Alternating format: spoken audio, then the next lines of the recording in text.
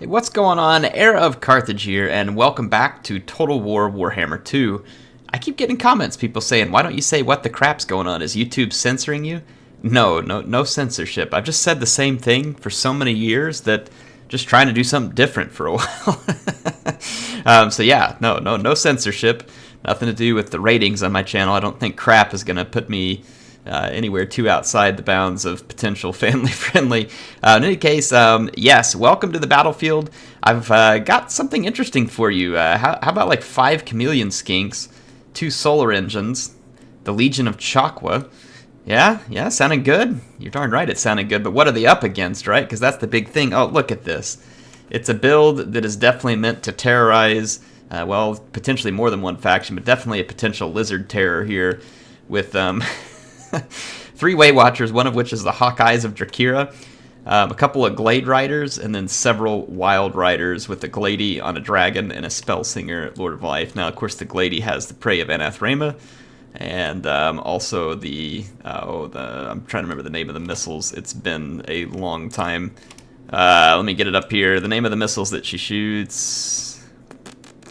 Arrows of Kurnos. Jeez, Air, where are you at? Man, I haven't played any Wood Elves in a long time. Anyway, yeah, let's take a look at these armies. Both are definitely meant to counter each other, right? The Wood Elf army has a whole lot of counter Lizard in mind, and then the Lizard army has a whole lot of counter Wood Elf in mind, and so what does that mean? Well, it means that this matchup is going to come down to a whole lot of talent on behalf of 2 players, and this was played in a tournament, so this is competitive play, and I love this match. I can't wait for you all to see it. Now, there are going to be several Saurus warriors for the Lizardmen, making up kind of the backbone here. They're going to have 3 warriors with shields, and then right in the middle they got this Legion of Chakwa. Now remember, this unit is absolutely clutch to an anti-missile build because it imparts missile resistance, and it's not a little, it's a lot. It's like 40% or something like that to the nearby units. These 2 Bastiladons give range that will help out a lot versus the Wood Elves and good anti-infantry once you've used their ammo. The Chameleon Skinks are just a dang nightmare. These things poison, and they do a lot of damage. Sometimes people might get confusing. Oh, I'll take Skink Skirmishers. Well, I mean, the amount of damage that Chameleon Skinks do when you look at the damage output here is significantly more, and these units also just a solid unit.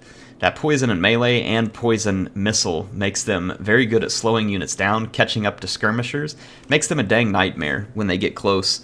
And then they have stock, so it doesn't make them a very easy target for units such as Waywatchers. Now there's a Saurus Old Blood over here in the woods, and then there's a couple of units of cavalry for the Lizardmen. Or I say a couple of units.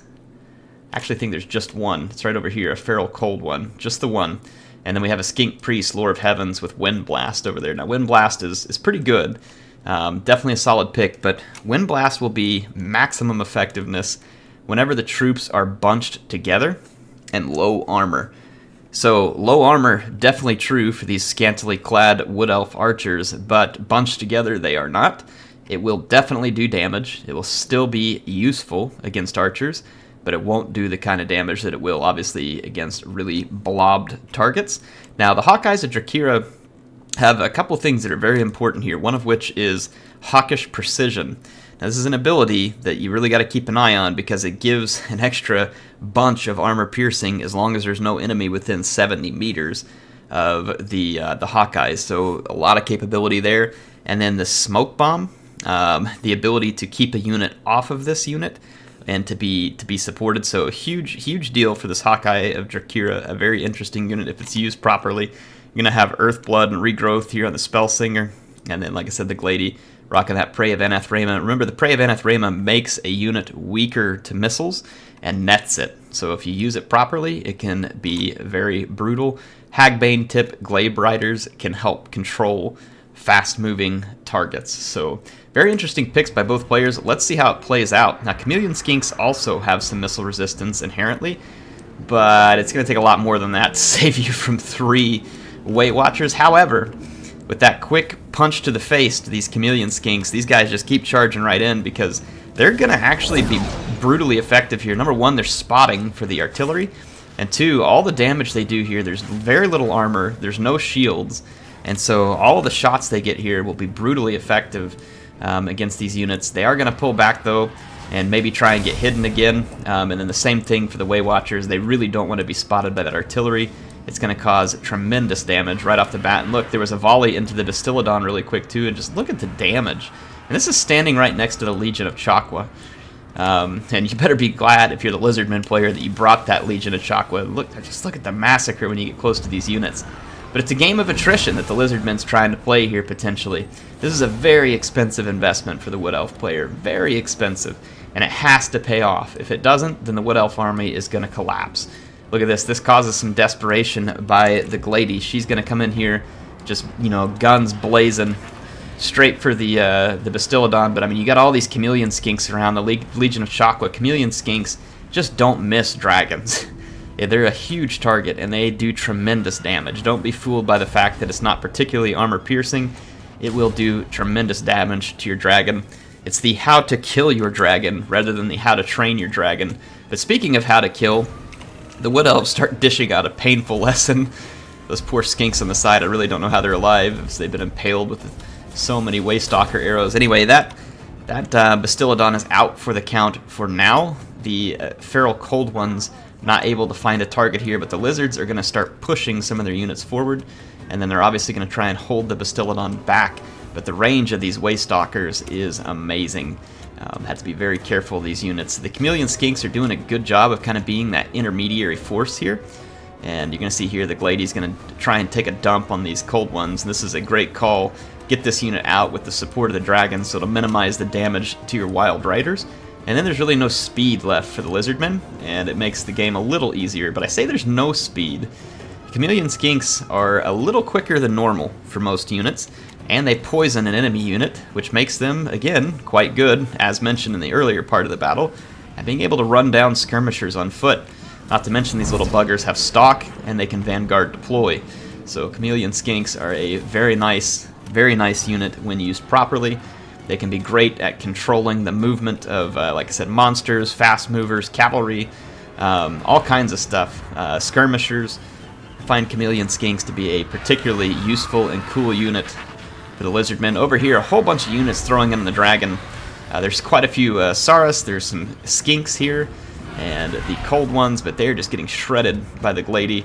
But meanwhile, very nice work being done by the Lizardman player. And of course, the shots from the Waywatchers have been devastating. But one of the Bastillodons came back from routing and still has a considerable amount of ammo. And then at this point, the protection for the Waywatchers is out of position. The smoke bomb here really saving the Hawkeyes and this other unit. An absolute clutch play by the Hawkeyes, and then followed up, as you would hope, by these Wild Riders and the Spellsinger. If you don't have an overwhelming force, the Chameleon Skinks can certainly bog you down in combat, especially if not all their little skinky brothers are tied up in that combat. Now, Saurus Warriors with shields moving in, these guys will not be shoved over easily. And then over here on the right-hand flank for the Lizards, these Hagbane tips are getting bunched up by these two units of infantry, and it's causing a little bit of a waste of ammo and time over here for the Wood Elves. That probably plays the Lizardmen's favor at the moment. But it's not like those units have been completely misused at this point either. There's some skink cohorts. The Dragon and other units are working hard to chase off all the routing units so that they don't have to re-kill. But it also leaves these Waywatchers drastically under-defended. They're going to put shots down on the Saurus Warrior, but those shields, very important. And then the Waywatchers have to split up here and kind of head for cover. It's going to put them at a pretty big risk of being hit here by the Saurus Warriors. See there that they're going to almost get in there, and then that solar engine just absolutely relentless in the background. Alright, sorry folks, I had an issue there. I had to mute my mic, and then it didn't unmute, so there'll be a cut there. But yeah, we're right back into it here. These Saurus Warriors in a desperate pursuit after these Waywatchers, who are smashing their way through a Dark Elf camp, which has interestingly found itself in a battle of lizards and Wood Elves. Maybe they both helped kill the Dark Elves together, and this is just the aftermath. So yeah, these Chameleon Skinks absolutely critical in this hunt. Look at this, being able to use that poison attack and their speed to stay right up here. Hawkeyes of Jakira taking some very unwanted attention from those guys. In the meantime, the Glady, having been able to shut down some of these units in the background, you got the Saurus Old Blood, who definitely wants a piece of these Wild Riders, and the poison from the Chameleon Skinks is almost giving him that. But now you're going to have the Glade Riders with the Hagbang tips coming in to harass these two solar engines, one of which just used its final shot. But this other one here has some ammo left, and it's an opportunity for these Hagbang tips to make a very important play and take this unit off the battlefield with several volleys left. But speaking of several volleys left, there's one less.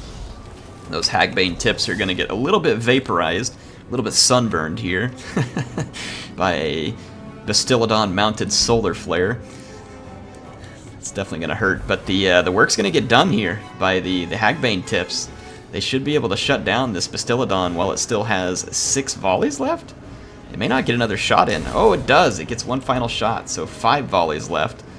Will it do the damage? It is just like right here on the edge of it, but that shield of Chakwa is just clutching out right now and keeping that Bastillodon in there, and a Wind Blast attempts to do some damage. Doesn't quite accomplish it, though. It's not great versus cavalry. It will do a little bit of work. Look at that! That Legion of Chakwa here absolutely clutching. Every bit of ammo that you get to spend off of that Bastillodon is precious in a battle like this. And getting it to 2 extra shots, I think it was 2, maybe 3 extra shots there.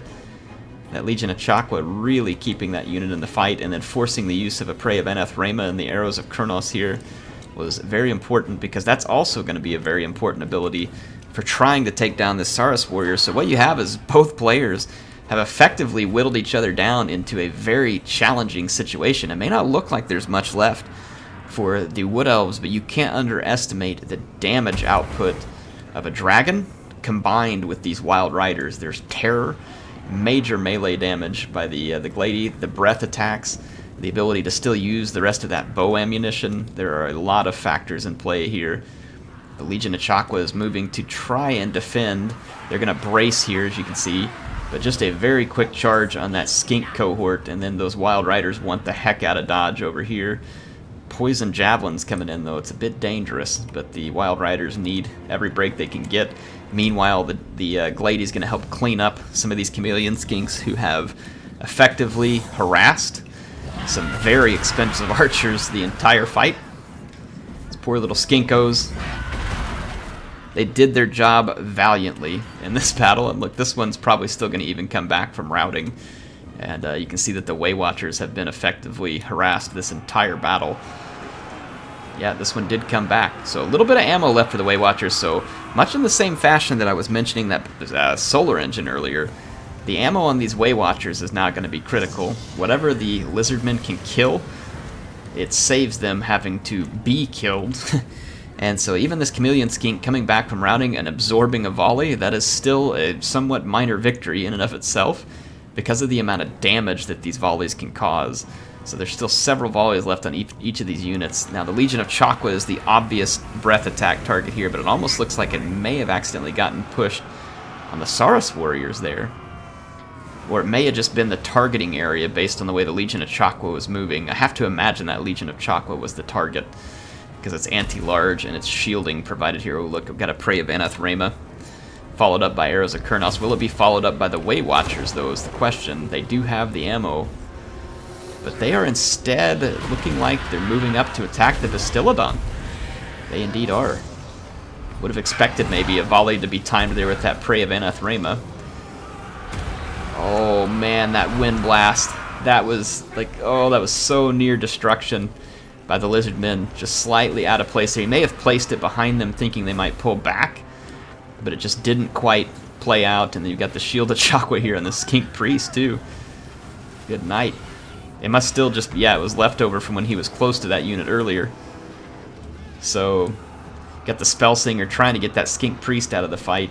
These Waywatchers are going to be a nightmare. Smoke Bomb going off to hold all these units in position. A very nice play. Quick charge by the Glade Riders, but this may be premature. The Legion of Chakwa here to cut these units down. A low armor cavalry unit or monster definitely does not want to get tangled up with any sort of Saurus spear. Look at this over here. 2 of the Waywatchers in big trouble, one of which still has 5 volleys of ammunition. This one is empty, and then the Hawkeyes are empty as well. But again, every unit model that was killed with ammo died with their ammo. So when it comes to archers, killing those archers before they can expend their ammo is always an important play. Look at that gutsy play by the Saurus, even though the dragon's right there, just coming in, trying to get that Spellsinger. And then look, the clutch here. The Saurus warriors holding the dragon back, the Spellsinger desperately ducking and weaving here, trying to get away from that Saurus. Oh, but the Old Blood catches up and puts down a huge hit, but not... Oh, the Wild Rider's just charging in here too. Oh, this Wild Rider back here gets caught in a very unfortunate position. It's probably going to get dumped on by the Bastiladon. Oh, but the Saurus Old Blood takes another Prey of Anathrema and a little bit of volley off of those few Waywatchers that are left too, so the Saurus Old Blood is in trouble, and the Glady gonna dump a breath attack. It's pretty blobbed. Oh yeah, it was pretty effective. That was pretty effective. So the Glady making some clutch plays here. She's still got some bow ammo left as well. The Spellsinger did manage to come back from routing, and the last bit of ammo is being expended here by the Waywatchers, and that is going to be the end of the Saurus Old Blood. But there are a lot of lizards left here. However, those lizards are now susceptible to the rear charges of some very effective light cavalry, which managed to single out the Saurus warrior over here. And you can see this unit circling in, looking for the kill. Maybe trying to get a terror bomb started here. If you drop the leadership low enough on these Saurus warriors by the rear charges and the melee with the dragon, you might be able to chain route what's left. So this is just a desperate play by both players to get in here and win this battle. If any sort of Wild Riders start to drop en masse, then the Wood Elves will chain route. If the Terror takes hold, then the Lizard Men will chain route. That Skink Priest, Lord of Heavens, is extremely critical for this army right now because of its ability to keep the leadership alive for the rest of the army. There are some regrouped Skinks back here, and a few other random odd units. Let's see what's happening here. Is the Glady going to expend some of... Yeah, skirmish ammo right there. Cold Blood trying to keep the leadership up on the... one of the units had the Cold Blood engaged. It may have been the Skink Priest. Oh, another hit. And a brutal breath attack there, but oh, that breath attack right now on the Legion of Chocolate would have just been devastating. It was used instead on the Saurus warrior, maybe intended for the Bastiladon. I couldn't quite tell there. The Spellsinger is out, but so is the Skink Priest, and I wonder if that Skink Priest can be chased down by the Wild Riders, because now the Glady is left alone, and there's still quite a bit to fight here. With this Legion of Chocolate, here comes the rear charges as expected, and the Terror is starting to mount for the Lizardmen. The Legion of Chocolate, the only unit that is resisting it at the moment. But there are a lot of fleeing units, and with these light cavalry, I would imagine that the Lizardmen are going to... Oh yeah, they're in a hurt. Look at this. The Wild Riders immediately bypassing that Legion of Chocolate and just slicing into these routing troops. And this is where terror can be terrifying for the recipient of it in any battle. Ooh, yeah, the Lizardmen are going to pay right there. However, that Legion of Chocolate, again, no slouch of a unit. It does have its work cut out for it if it's going to drop a dragon and several units of Wild Riders, at least 2 units of those Wild Riders, I believe.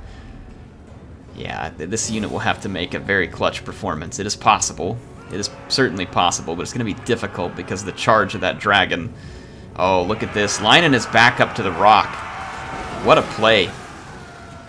Trying to get his back lined up to the rock and then brace here.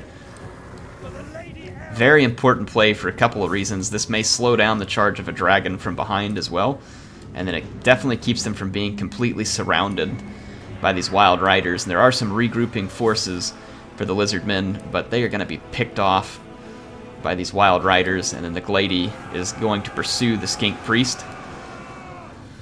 Yeah, you can see that Legion of Chocolate hugging this rock, and intelligently so. If they can keep their flank protected, it's going to give them the best chance. So much skilled play by both these players.